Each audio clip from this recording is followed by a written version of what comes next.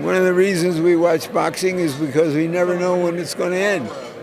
And we certainly didn't see the end coming. Exactly. But Canelo saw a tired fighter in front of him in the 10th round and in the 11th round, and he seized the opportunity, and hey, good for him.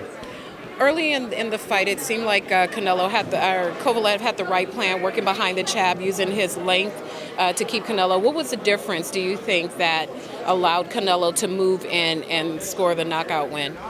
Fatigue. I think that both fighters have boxing ability, and his size advantage mattered while he was fresh and unhurt. But a long, hard fight, or even not so hard, can tire an older fighter. And so the fight went from being the younger fighter against the older fighter to the bigger fighter against the smaller fighter, and then back at the end to the younger fighter against the older fighter. And so what should we see next from Canelo? This is fourth weight class that he's received a title. Where do you think he's most deadly? At 168, at 160, now at 175? I think it's going to be hard for him to get down to 160. But he's in such a commanding position money-wise that I think he can go to 168.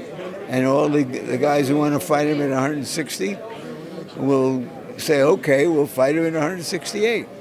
And if somebody emerges at 175 as a really serious box office attraction as well as a fighter, then he can take another chance. And we know that his profile is he likes to take sometimes dangerous chances.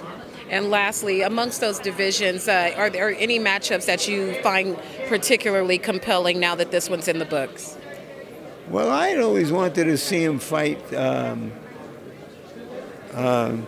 middleweight Charlo, who I think is a good fighter, and he's got some punch in him.